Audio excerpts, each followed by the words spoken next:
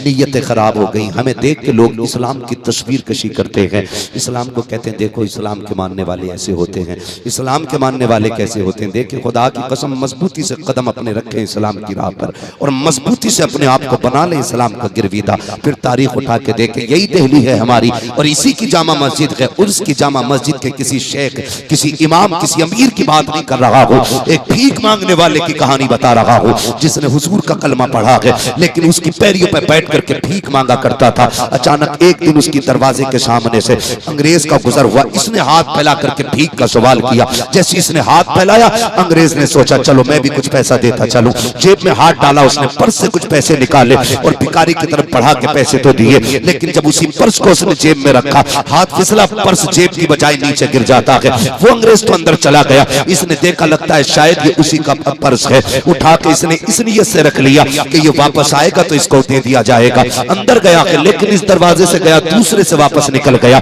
ये नहीं गुजरा, जब घर आया बीवी ने कहा बताओ मस्जिद देखने गए थे मुसलमानों की, कैसी मस्जिद लगी तुम्हें? उसने कहा मस्जिद तो बड़ी खूबसूरत थी लेकिन एक सदमे की बात है। कहा क्या हुआ? कि पूरे महीने की सैलरी मिली थी, पर्स के अंदर थी, उसी मस्जिद पे मैं गुजर के जा रहा था, कहीं मेरा पर्स गिर गया है, पूरी महीने की सैलरी चली गई। बीवी ने कहा पैसे का कोई दुख नहीं है, ये तो फिर भी आ जाएगा, लेकिन मेरे सरताज वादा कर एक बार मुझे भी वो मस्जिद दिखा के लाना जिसकी तू तारीफ कर रहा है। अल्लाह अकबर। अंग्रेज ने कहा ठीक है आइंदा फिर मैं जाऊंगा, तुझे साथ लेके जाऊंगा। 8 दिन 10 दिन 15 दिन महीने भर के बाद फिर ये उसी मस्जिद के दरवाजे पे आया और उसी राह से गुजर के मस्जिद के अंदर जा रहा था। इस फकीर की निगाह उस पे पड़ गई। इसने पहचान लिया का ये तो वही है जिसने मुझे भीख दी थी। ये सोच करके इसने आवाज दी का बाबूजी जरा ठहरो तो सही। उसने कहा क्या बात है? कहा जरा पीछे आइए। पलट के अंग्रेज पीछे आया। कहा कहना क्या चाहते हो? क्यों रोका गया है? कहा बात ये है कि कुछ दिन पहले तुम आए थे। कहा आया था, मैंने तुमसे कुछ पैसे लिए थे। कहा हाँ लिए तो थे। कहा जरा बताओ बाबूजी क्या तुम्हारा पर्स कहीं गिर गया था? उसने कहा हाँ मैं आया था लेकिन मेरा पर्स चला गया था। उसने अपना पत्ता हटाया, हटाने के बाद वो पर्स निकाला, निकाल के कहता कहीं यही पर्स तुम्हारा तो नहीं है। जैसे उसने देखा कि हाथ में लिया पकड़ा, फिर उसके बाद सबसे पहले उसने खोल के देखा इसके अंदर जो पैसे थे वो पैसे हैं कि नहीं है, या खाली पर्स पड़ा हुआ है। जैसे खोला उसके अंदर सारे पैसे रखे हुए थे। उसने पर्स जेब में नहीं रखा। उसने कहा यार बता तो सही, ये पर्स मेरा तो गिर गया था, मुझे तो पता भी नहीं था कहाँ गिरा है। ये बता क्या तूने इसके पैसे नहीं देखे? क्या इसमें रखी हुई तूने दौलत नहीं देखी? कहा देखी थी। कहा फिर तूने चुराई क्यों नहीं? अगर तू चाहता इस पैसे को ले जा करके अपना मकान बना सकता था, लेकिन बता तो सही तेरी नीयत खराब क्यों नहीं हुई? उसने कहा यार इसमें एक राज है। कहा कौन सा राज है? कहा ये बात मेरी और मेरे महबूब के बीच की है, रखने दे तू चला जा। उसने कहा बताना तेरी नीयत क्यों खराब हुई? उसने कहा था यार राज की बात यह है कि तू हजरत ईसा का कलमा पढ़ने वाला है, मैं मोहम्मद रसूलुल्लाह का कलमा पढ़ने वाला हूँ। अगर मैंने तेरा पर्स चुरा लिया उसमें से पैसे मार लेता, मैं कुछ दिन जिंदगी गुजार लेता, लेकिन यह भी तो हो सकता था कयामत के दिन तेरा नबी रब के सामने खड़े होकर के मेरे नबी का नाम लेके ये कह देता कि इनके उम्मती ने मेरे उम्मती का पर्स चुराया था, फिर मेरे नबी की तो शर्म से नजर झुक जाती। उसने कहा यार तू क्या जाने, हम जान तो दे सकते हैं लेकिन नबी की इज्जत पे आ जाने नहीं दे सकते। नारे तकबीर, नारे रिसालत, मसलके आला हजरत, मजहबे इस्लाम, हजरत मुफ्ती हम्माद रजा साहिब किबला। जब हमारी नजरें दुरुस्त थी ना तो खुदा की कसम फिर बात ही कुछ और थी। लाजवाब। वो रो दिया, वो रो दिया, रोया और कहता यार जब तू ऐसा है तो तेरा मदीने वाला मुस्तफा कैसा होगा? क्या बात, क्या अगर तू ऐसा है तो मदीने वाला तेरा महबूब कैसा होगा? उसने कहा यार तूने मेरा महबूब देखा नहीं है, जिसने देख लिया है उसने यही बोला है लमियाती नजीर कफी नजरी मिसले तो नशुद पैदा जाना, जगराज को ताज तोरे सरसो है, तुझको शहे तो सराज। मैं कैसे बताऊं मेरा महबूब कैसा है?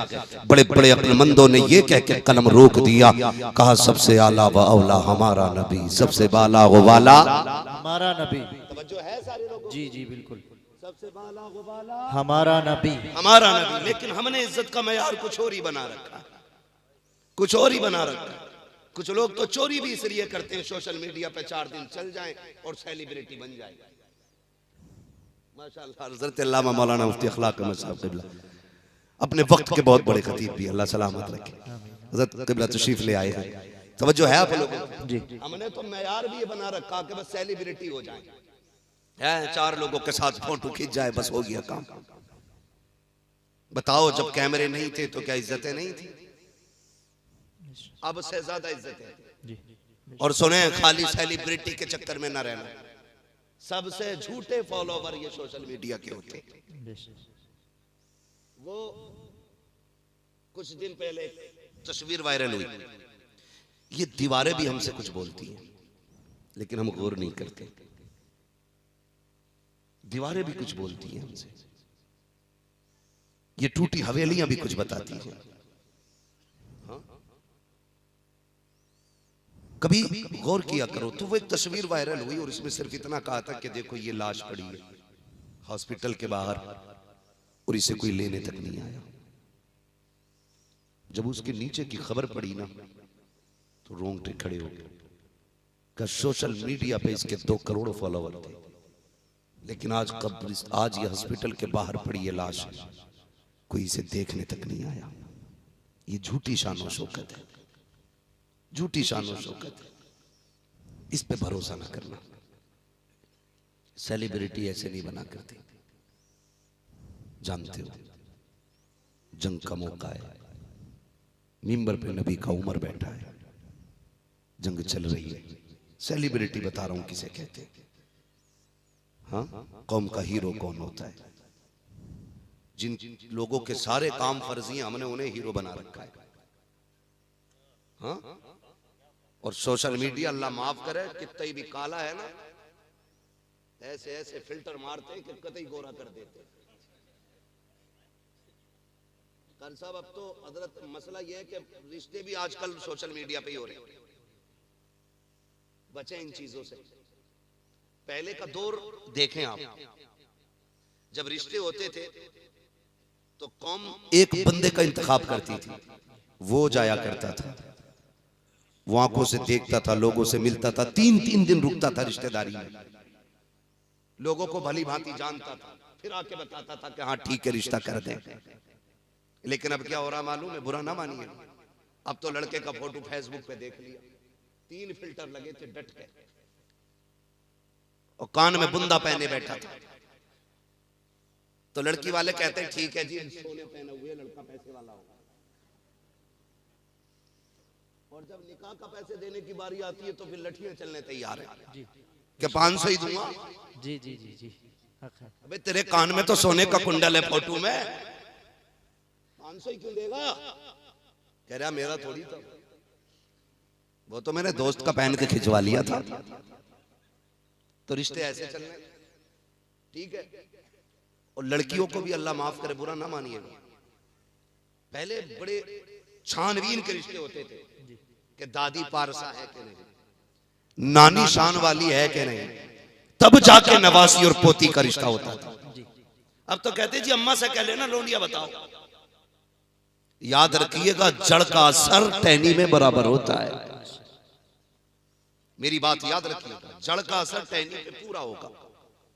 अगर बीमारी जड़ को लग जाए तो पत्ते पीले हो जाते हैं। और बड़ी बात कहूं, अगर जमीन खराब होती है तो फसलें बिगड़ा करती, माएं खराब होती हैं तो नस्लें बिगड़ा करती। बहुत सोच समझ के रिश्ता करना, सबसे बड़ी बीमारी इसी से आई है। मैं यहां किसी के लिए सफाई देने नहीं बैठा हूं, लेकिन ये बात भी मैं कह दूं, सही बात यह है कि कोई शादी ना हुई इसलिए परेशान है, और किसी की हो गई है कोई इसलिए परेशान है परेशानी परेशानी।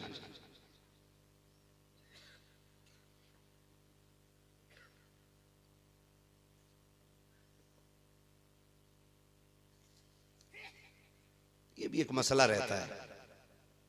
शायरों पे तो फरमाइशें आती है ना, मौलवी पे भी फरमाइश डालते हैं। भैया देखो, यहाँ हम तैयारी करके नहीं बात करते।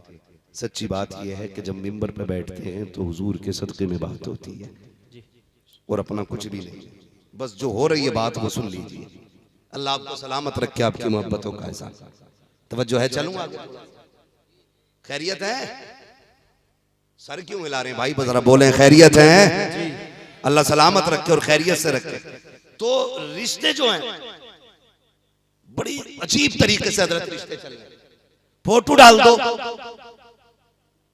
डाल दिया, और लड़का के घर में जवान है ना, बाप कहता बेटे रिश्ता कर दें तुम्हारा। अब्बा किधर करना है? कि तेरी खाला ना गरीब है बेटे, उसकी बेटी ठीक ठाक है, वहां करने का इरादा। कहता ना वहां ना करियो। कहा क्यों? कि मैंने बुद्धा की शादी में ना एक लड़की देखी थी। ये गलत नहीं है, सच्ची बात कह रहा हूं। नौजवानों सुने मेरी बात कि फलां की शादी में देखी थी, कैसे थी? का बाल बड़े लंबे थे। अब्बा एक ही झपट पड़ी, अभी तक दिमाग से नहीं निकल रही है। बेटे ये इश्क नहीं, ये बीमारी लग गई है, अपने दिमाग का इलाज करा। कई बार भूत भी देखने में खूबसूरत नजर आया करते हैं। और रह गई माज़अल्लाह शादी की बात, तो वहां तो देखो ऐसे ऐसे मेकअप और बेगैरतियां कि शर्म आया करती है। न तो शादी और ब्याह में देखने के बाद, मैरिज हॉलों में फंक्शनों में देखने के बाद, पार्टियों में लड़कियों को देखने के बाद रिश्ते की तैयारियों में लग जाया करते हो। बाप की बात का इनकार कर दिया करते हो। कितनी आसानी से कहते हो नहीं तुम्हें क्या पता बहू कैसी होनी चाहिए, तुम पुराने जमाने का मॉडल हो, हम नए दौर के लोग हैं, हम बताएंगे बहू कैसी होनी चाहिए घर की। अरे नादान बता तो सकी, तूने तो भी एक झपट देखी है, तुझे क्या पता औरत कैसी होनी चाहिए? उस बाप से पूछ जिसने 30 साल एक खातून के साथ गुजारे हैं, औरत में कौन सी अच्छाई होनी चाहिए, कौन सी बुराई नहीं होनी चाहिए, उसी बाप से कह दिया करते हो। शादी अपनी मर्जी से की जानी है। जब तुम शादी ब्याह के लिए मैरिज हॉलों से देखी हुई लड़कियां, तमाशे और डांस पार्टियों से देखी हुई लड़कियां, और जाकर के फंक्शनों से बेगैरती के लिबास में टहलने वाली लड़कियां अपने घर की बहू बनाते हो, तो इज्जतों के जनाजे नहीं, बरकतें भी रूठ जाया करती हैं, रहमतें भी चली जाया करती हैं। 3 महीने नहीं गुजरते हैं, कभी कलियर लेके जा रहे हो, कभी अजमेर लेके जा रहे हो, कभी देवा शरीफ लेके जा रहे हो। मैंने कहा किधर लेके जा रहा है? कब भूत नहीं उतर रहा है, कई मजारों पे इलाज करा लिया। नादान ये भूत नहीं आया है, ये पूरी भूतनी है। भूत उसका उतरता है जिस पे आया करता है, जो खुद भूतनी होती है उसका इलाज नहीं होता है। इलाज तुझे शादी से पहले करना था। कौन सा इलाज? कि तू अपनी जिंदगी के लिए किसी पार्टी से लड़की का इंतखाब न करता, सजदे के मुसल्लों से तू लड़की का इंतखाब करता, पारसा घरानों से इंतखाब करता, हुस्न कैसा भी होता, इबादत गुजार लड़की लाता, तेरा घर भी महक जाता, तेरी नस्लें भी महक जाती। नारे तकबीर, नारे रिसालत, मसलके आला हजरत हजरत अल्लामा मुफ्ती हम्माद रजा साहब क़िबला। नारे तकबीर, नारे रिसालत, जिंदाबाद। तवज्जो है आप लोगों को? तो बंदा लगा पड़ा भाई उसी में, फोटो देख के हो गई शादी। सोच समझ के नौजवानों, ये शादी ब्याह के फैसले गुड़िया गुड्डों के खेल नहीं होते। फिर उसके नतीजे में तलाकों की कसरत होती है। जब तलाक कसरत से होती है तो लोग इस्लाम पे उंगली उठाते हैं, इस्लाम पे उंगली उठाते हैं। निभाने वालों के लिए इस्लाम ने कितनी बरकतें रखी है।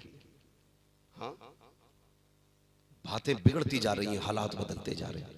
नौजवानों हमें अपने कदम बेहतर करने, सेलिब्रिटी समझते 4 दिन फॉलो हो जाए हमारा, 4 लोग हमें सलाम करने लग जाए, हो गए हम। कुछ भी नहीं है, आंख बंद होने की देर है। सारे सलाम करने वाले रखे रह जाएंगे, सारे फॉलोवर रखे रह जाएंगे, बस आंख लगने की देर है। धक्का देने दो मौत को एक, देखना सब कुछ छीन लिया जाता है। नाम, पहचान, निशानियां सारी खत्म। सिर्फ एक लाश के सिवा कुछ नहीं बचते, एक लाश के सिवा कुछ नहीं बचते। मैं बात कह रहा था, हम लोग सेलिब्रिटी उसे समझते हैं जिसका सोशल मीडिया पे चर्चा हो। सुने जरा, हजरत उमर फारूक आज़म, जंग का मौका है, मिंबर पे बैठे, अचानक कह देते हैं या सारी अल जबल। ये जुमला आपकी जबान से निकला, सारे लोग हैरत में पड़ जाते हैं। उमर मस्जिद में और सारिया जंग में है। भाई ये क्या हुआ अचानक? महीने बाद जब लश्कर लौटा और आके हजरत उमर की बारगाह में सलामी पेश की, लोगों ने कहा बड़े खुश लग रहे हो, कहा जंग जीत के आए हैं।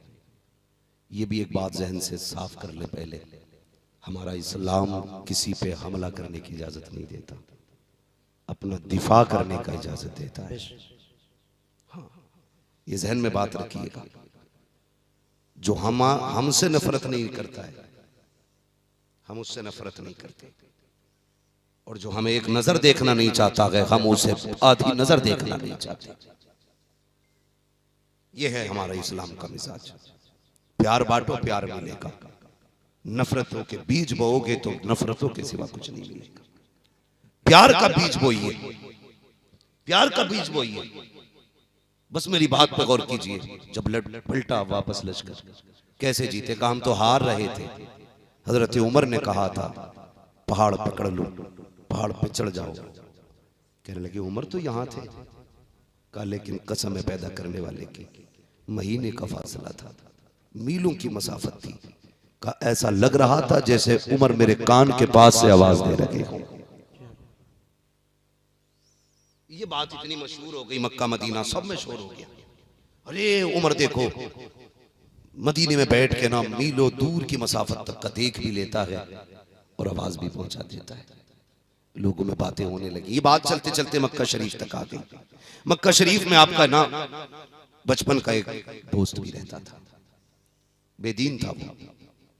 उसने कहा ये कैसा हो सकता, उमर मेरे साथ रहा है, मेरे साथ खेला कूदा है, ये बात कैसे हो सकती है? वो यहां से मीलों तक का देख ले। आया हम भी जाके पता करें। मक्का शरीफ से आया दौड़ा दौड़ा मदीना। उमर कहां मिलेंगे, उमर कहां है? लोगों ने कहा लहजा नीचा कर, उमर अमीरुल मोमिनीन है। उसने कहा तुम्हारा अमीरुल मोमिनीन है, मेरा तो यार लगता है, मेरा बचपन का साथी है। किसी ने कहा जाओ, वो मस्जिद से निकलते होंगे। गया, मस्जिद से हजरत उमर निकल रहे थे। इसने हाथ पकड़ा, कहने लगा यार उमर एक बात बता, जो मैंने सुना है वो सच है? कहा क्या? कहा मैंने सुना है कि तू यहाँ बैठे बैठे महीनों की मसाफत की दूरी कभी देख लेता है और वहां तक तेरी आवाज भी चली जाती है। हजरत उमर ने मुस्कुरा के कहा तूने सच सुना है, तूने सच, जोर से तूने सच सुना है, और जोर से तूने सच सुना है, सच सुना है। कहा यार बता तो सही, बचपन में हम एक साथ ऊंट चराया करते थे, तेरा ऊंट गुम जाता था, तेरा बाप डांटता था खत्ताब, तो मैं दौड़ के जाता था, तेरा ऊंट तलाश करके लाता था, तुझे अपना ऊंट नहीं मिला करता था। आज ये तो बता कमाल कैसे मिल गया है, यहाँ बैठे बैठे इतनी दूर का कैसे देख लेता है, और कल तुझे ऊंट नजर नहीं आता था। हजरत उमर ने बड़ी बात कही थी, फरमाया था सुन, जब तेरे दोस्त थे तो कुछ नजर नहीं आता था, जब से हुजूर के दोस्त हो गए हैं सारा जमाना नजर आने लगा। नारे तकबीर, नारे रिसालत, मसलके आला हजरत, जश्न दस्तारबंदी हजरत अल्लामा मुफ्ती हम्माद रजा साहब किबला। नारे तकबीर, नारे रिसालत, जिंदाबाद जिंदाबाद। मसला कोई नहीं बनता है जनाजे में कितने लोग आएंगे कितने नहीं, बस इतनी कोशिश कीजिएगा, किरदार बनाइए ऐसा कि लोग देख के मजहब इस्लाम के बारे में सोचने पे मजबूर हो जाए। हमारे कुछ नौजवानों में पीछे लॉकडाउन हुआ था, खुदा की कसम आज भी ख्याल आता, दिल से दुआएं निकलती हैं। जब लोग जिंदगी और मौत की लड़ाई लड़ रहे थे और परदेसी पैदल दौड़ रहे थे, हम जानते हैं, हमने देखा कितने कलमा पढ़ने वाले रोडों पे खड़े होकर के जान की फिक्र किए बगैर भूखों को खाना खिला रहे थे, प्यासों को पानी पिला रहे थे, और वो किरदार अदा करके दिखाया था कि रहती दुनिया तक उनकी मिसाल नहीं मिल सकती है। सिर्फ एक शय में नहीं, हर शय में किरदार अपनाओ उनका। नफरतें खत्म करो। अभी हम अपनों को प्यार नहीं दे पा रहे हैं, दूसरों को प्यार कहां से देंगे? ये दीवारें क्यों उठ रही हैं? इसलिए कि मैं नहीं चाहता मेरे पैर की करवट में किसी का पैर आए, मैं नहीं चाहता मेरे बगल में कोई खड़ा हो, मैं नहीं चाहता कोई मेरे मुकाबले में आए। ओ यार जिंदगी गुजर जानी है, नहीं बचनी। कोई 60 साल में मरेगा, कोई 70 में, कोई 100 में, कोई 110 में। जाना सभी को है, जाना सभी को है। याद रखना, जाओ कभी अपने बड़ों के हाथ पकड़ो, कब्रिस्तान जाया करो और पूछा करो अब्बा ये कब्र जिसके आज मिट्टी भी बैठते बैठते इतनी हो गई है कि अब मिट्टी भी इसके अंदर चली गई है, अब्बा बताओ ये कब्र किसकी है? तुम्हारे बाप तुम्हें बताएंगे बेटे मेरे दादा ने बताया था, ये यहाँ के सबसे बड़े जमींदार की कब्र है।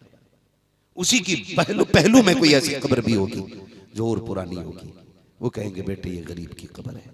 फिर देखना कब्रिस्तान में मेरी गरीबी का फर्क खत्म है, सबको उसी मिट्टी में लेटना है, एक ही जगह में कब्रें बननी है। ये झगड़े बस कब तक हैं? जब तक आपके जिस्म में दम है तब तक के झगड़े, लेकिन हिसाब सबको देना पड़ेगा, हिसाब देना पड़ेगा। ये जो रोडों पे दीवारें बनाती हमने, यहां से मेरी बिरादरी निकलेगी, कोई और नहीं निकलेगा। आने वाली नस्लों को क्या पैगाम देना चाहते हैं? पहले ये दीवारें घर में खड़ी होना शुरू हुई, घर के घर हुए बने, अब ये घर से निकल करके आ गई, फिर मोहल्लों में तकसीम हो गए हम, अब रास्ते भी बंटने लग गए हमारे कि इस रास्ते पे हम नहीं चलेंगे तुम चलोगे। इसी फर्क को मिटाने के लिए मेरा नबी आया, और हमने फिर से वही फर्क खड़े कर दिए। फिर डॉक्टर इकबाल का ये शेर सुनिए, यूं तो सैयद भी हो, मिर्जा भी हो, अफगान भी हो, तुम सभी कुछ हो, बताओ कि मुसलमान भी हो। क्या इस्लाम का यही तकाजा है? मुझे बताया जाए। वो लोग जो नाक की लड़ाई करते हैं, जब दम निकलने लगता है ना तो कोई फातिहा पढ़ने वाला नहीं होता जनाजे पे। कितने बड़े अक्लमंद बने हम। बेटे से कह रहा हॉस्पिटल बनाना जरूर। एक ने कहा बेटे को इसलिए डॉक्टर बनाया ताकि बुढ़ापे में इलाज अच्छा हो जाए। एक ने कहा मैं इंजीनियर बनाऊंगा, एक ने कहा वकील बनाऊंगा। कहा क्योंकि पूरे मोहल्ले से परेशान हो, इतने मुकदमे हैं। बेटा अपना वकील होगा ना, सबको एक तरफ से देख लेगा। यार तुमने दुनिया संवारने के लिए डॉक्टर बनाया, वकील बनाया, अपनी दुनिया को संवारने के लिए इंजीनियर बनाया। क्या कि अच्छा होता आखिरत संवारने के लिए एक मुस्तफा के दीन का सिपाही बना दिया होता, एक बेटे को आशिक रसूल बना दिया होता। इस तंग नजरी के आलम में हालात तो देखिए हमारे, हम कितने गरीब होते जा रहे हैं, इतने गरीब हैं, सांसें अटकने लगती हैं। एक बच्चे को गिलास का पानी दिया जाता है, जा बेटे हाफिज जी से दम करा के ला। बच्चा तोड़ के जाता है, जाके कहता अल्लामा अखलाक साहब तो पानी पे दम कर दीजिए। कहा किस लिए? कहा मेरे बाप का दम नहीं निकल रहा है। अल्लाह अकबर, पानी पे दम किया जा रहा है, लेकिन दत्ती बंद हो चुकी है। अब पानी भी पिलाए तो पिलाए कैसे? हलक के नीचे पानी तक नहीं जा रहा है। और यार ऐसी बेबसी की मौत मरने से बेहतर है एक बेटे को कुरान का कारी बना लो, ताकि अगर सांसें टकने लगे तो किसी के पास गिलास लेके न जाना पड़े, फाता के लिए दौड़ना न पड़े। तेरा ही बेटा तेरे सरगाने खड़े होकर के कभी यासीन पढ़ना शुरू करे, कभी रहमान की तिलावत करे। खुदा की कसम, इधर तिलावत होती जाएगी, उधर तेरे ऊपर खुदा की रहमतों की बारिश होती जाए। नारे तकबीर, नारे रिसालत, नारे रिसालत। हजरत अल्लामा मुफ्ती हम्माद रजा साहब क़िबला, नारे तकबीर, नारे रिसालत। जो तैयारी हमें करनी थी हम कर ही नहीं पाए। और ये झगड़े अल्लाह का फजल है, उलमा में नहीं। जो इल्म वाले लोग होते वो ये लड़ाइयां नहीं लड़ते। इसलिए निकलिए इन लड़ाइयों से। काबिलियत, दौलत, शान और शौकत ये सारी अपनी जगह है, हुजूर की गुलामी अपनी जगह है। मेरे हुजूर ने दीन दिया, अखलाक दिए, दुनिया में रहने सहने का तरीका सिखाया, लेकिन हमने सब कुछ भुला दिया। तरीक़े मुस्तफ़ा को छोड़ना के वजह बर्बादी। इसी से कौम दुनिया में हुई बेइक़्तिदार अपनी। हमें करनी है शहनशाही पतहा की रजा जोई, वो अपने हो गए तो रहमत परवरदिगार अपनी। और तंग नजरी हमारी देखें, बुरा ना मानिएगा, सिर्फ नीयत का फेर है, नीयत का। मस्जिद में जाके बैठ रहा अगली सफ में, पंखे के लिए भी लड़ाई मार दी। एक जगह गोली चल गई हजरत, नमाजी पटक दिया। एक मकतूल भी नमाजी, कातिल भी नमाजी। क्या सजदे हैं हमारे, सोचें यार क्या सजदे हैं हमारे। मस्जिद में जाके बैठ के कह रहे आप बता दिया उसे बुद्धा को देख लूंगा मैं निकल कर। ये इबादत है हमारी। अल्लाह कहता सुन, तू मेरी मस्जिद में आके लाख सजदे कर, तूने कपड़े भी सफेद पहन लिए, गुस्ल भी 6 बार कर लिया, लेकिन अगर दिल साफ नहीं है तो फिर कुछ भी साफ नहीं है। ये जो कीना रख रखा है ना इसके अंदर, पहले इसे धोना पड़ेगा। जब तक बुग़्ज़ हसद का जनाजा नहीं निकलेगा ना, तब तक हम कुछ नहीं कर पाएंगे। तो मस्जिद में बैठ रहा तो पंखा, एक साहब नमाज पढ़ने चले, दूसरे ने बंद कर दिया। एक कह रहा तूने क्यों बंद करा? बोले तेरे बाप का क्या? उसने कहा पंखा मैंने लगवाया था। ये घटिया सोचे हमारी। आज की बातें हो गई क्या? अरे बड़ा मुश्किल है मस्जिद में रुकना बिना पंखे के। आज तो कालीन है, पंखे हैं, टंकी है, टोटी है, हवा है। पूछ कभी बिलाल से सजदे कैसे होते थे। एक जमाने तक मस्जिद नबी की छत ऐसी रही कि धूप भी छन के गिरा करती, लोगों ने भीग के सजदे किए, लेकिन कभी उन्होंने ये नहीं कहा कि मजा नहीं आया। वजह क्या है? क्यों इबादत में मजा नहीं आया? दिमाग इबादत में नहीं है, दिमाग तो पंखे पे लगा है। हाँ, दिमाग पंखे पे लगा, नमाज में बंद हो जाए, नियत तोड़ के कहता किन्ने करावे। ये इबादत है हमारी। बदलो यार अपने रंग। जब इबादत भी किया करो ना तो ऐसे यार, कभी कभी ऑफिस भी जाना पड़ता है ना, डीएम एसडीएम के यहाँ पे भी कभी जाना पड़ता है हम लोगों को। तो वहां देखो एक मुख्तसर सा एक छोटा सा अधिकारी है, जिंदगी का मालिक नहीं है, एक इलाके का, एक मुहित जमीन का, एक लिमिटेड हिस्से का मालिक है वो। लेकिन मजाल है उसकी बारगाह में खड़े होकर कोई सांस जोर से ले ले, मोबाइल नहीं बज सकता अंदर, साइलेंट, आप आवाज नहीं निकाल सकते। क्यों? एसओ साहब है, सीओ साहब है। सोच, अगर एसओ और सीओ का डर इतना है तो फिर खुदा का डर कितना होना चाहिए? है कोई डर खुदा का? कौन ही मार रहे आप, नमाज में भी कौन ही चल रही है। फिर कह रहे दिन नहीं बदल रहे, मैंने बड़ी दुआएं मांगी हैं, कोई मस्जिद नहीं छोड़ी जहां हाथ नहीं फैलाया, कोई दरगाह नहीं छोड़ी जहां जाके दामन नहीं फैलाया। यार तूने मांगा कब है? वो तो ये कहता है तो मुझे एक बार रहमान कह, मैं तुझे 70 बार अपना बंदा कह के आवाज देता हूँ। तुमने आवाज कब दी है? तुम तो वहां भी शान और शौकत के झगड़ों के लिए मर गए, वहां भी तुम ऐशो इशरत के लिए जाके मरे, वहां भी तुम्हें अपने आराम की जरूरत थी, तुमने 2 मिनट के लिए हाथ उठाए, तुम्हारा कलेजा फट रहा था 10 मिनट बैठने में। ओ यार पता तो सही, माँ उस वक्त तक बच्चे को दूध नहीं पिलाती है जब तक वो नहीं रोता है। अगर माँ बेटे को रोए बगैर दूध नहीं पिलाती तो क्या तू रब के आगे तो आंसू नहीं गिरा सकता है? क्या तुझे रब की बारगाह में रोना नहीं आता है? जा, दावे के साथ कहता हूँ, मस्जिद में जा, आयत करके बैठ जा, उस वक्त तक नहीं जाना जब तक तू देखा नहीं। खुदा की कसम, उसकी रहमत पर इतना भरोसा है, तुझे वो उठने से पहले तेरी जरूरतें भी पूरी फरमा देगा, तेरी मुरादों को भी पूरा फरमा देगा। लेकिन लेता ही कौन है? बात तो बस जुमे में भी घड़ी देख के जा रहे, याद रख, ऐसा कह रहा खुतबा हो गया होगा, मौत पड़ रही है ना 5 मिनट का खुतबा सुनते हुए भी। इमामों को वक्त दिया करो। हम साल भर में एक आध बार आ गए या अब ना आए, अल्लाह जाने आखिरी बार है कि ये या कितनी बार मुलाकात है। लेकिन इमाम आपका जो मसला होता है ना, इमाम का जो मसला होता है वो हर 8वें दिन आपके सामने बात करता है। वो क्यों बोलता है? वो आपकी कमियां देख के जुमे में आपके सामने रखता है, भाई ये छोड़िए ये छोड़िए। कह रहा ना अभी तो इमाम साहब खुतबा दे रहे होंगे, उनकी कौन सुने? जो इमाम की नहीं सुनते ना वो पूरी जिंदगी बीवियों की सुनते। बुरा ना मानना, ये सच्ची बात है। जो ज्यादा गुस्सा है ना मस्जिद में आके समझ लेना बीवी ने पीट के भेजा या डांट के भेजा, यही मसला है। वरना इबादत करने आए हो अल्लाह के घर में, मसला क्या भाई? तो ये हालात है हमारे। अपनी जहनियत बदलें। तो मस्जिद में बैठते हैं जुमे के दिन, वो लोटा घूमता, वो जगह पे वो गोलक चलाई जाती है, चू चू चू चू, तो उसमें ऐसे जेब में हाथ डालेगा और सबसे पुराना नोट निकालेगा। 100 के 10 नोट होंगे, एक सबसे पुराना होगा वो डालेगा गोलक में। जबकि मुझे एक बात बताइए, अगर 2 नोट हम ले लें, इसमें एक नया है एक पुराना है, कितने का ये? बोले नोटों की तो सबको परख होगी ना, कितने का ये? और दोनों ही 50 के ना। ये थोड़ा सा पुराना है और ये 51 में चलेगा, ये 49 में चलेगा, चलने दोनों कितने में? लेकिन ऐसे बैठे रहेगा, एक एक हिसाब लगा के ये है, ये डाल। हजरत कभी गोलक खुलती है तो एक जो नोट चिपका हुआ होता, आधा टुकड़ा 10 का और आधा 20 का। भाई आपकी जेब में ये थे ना, ये 2 नोट थे और दोनों ही 50 के थे।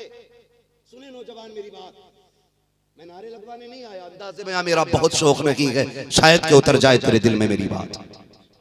ये 2 नोट निकले, तुमने जब पुराना नोट निकाला, रब ने कहा फरिश्तों देखो तो सही, ये मेरे घर में बैठा है, मुझसे मोहब्बत का दावा करता है, जो देखने में घटिया है उसका इंतखाब मेरे लिए किया है, जो देखने में नया था उसको अपने लिए रख लिया है। बताओ इसकी मोहब्बत सच्ची है कि पक्की है? इसकी मोहब्बत कच्ची है कि पक्की है? बताओ तो सही। अब बताओ, ये दुआएं मांगेगा, ये मुझसे सवाल करेगा, मुझे बताओ इसने काम कैसा किया है? जो गला सड़ा था वो मुझे दे के गया, जो साफ सुथरा था ये खुद लेके चला गया, जबकि उसने कुरान में कहा था लन तनालुल बिर्रा हत्ता तुनफिकू मिम्मा तुहिब्बून। तुम्हें उस वक्त तक कामयाबी नहीं मिलेगी जब तक अपनी महबूब से को अपने रब की बारगाह में ना दो। अगर तेरी जेब के अंदर सैकड़ों नोट भी थे तो सबसे नया नोट निकालता और खुदा की राह में देता, ताकि फरिश्ते कहते मुबारक हो तेरी मोहब्बत सच्ची हो गई है, जो अच्छा था वो खुदा को दे दिया है, जो घटिया था तूने अपने लिए रख लिया। नारे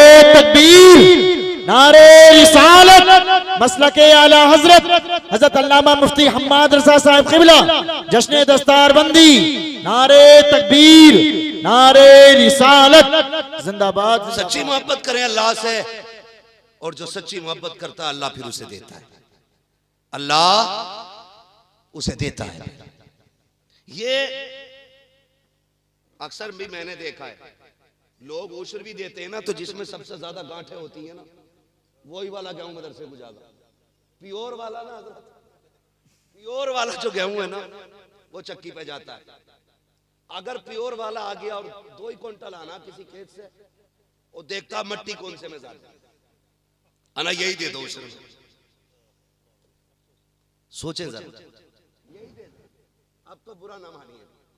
मैं अल्लाह का शुक्र है, मैं सुन्नी बरेलवी हूं, मैं सिलसिलों का मुखालिफ नहीं हूं, क्योंकि मैं भी किसी न किसी सिलसिले से जुड़ा हूं। मैं भी बुजुर्गों का एहतराम करता हूं।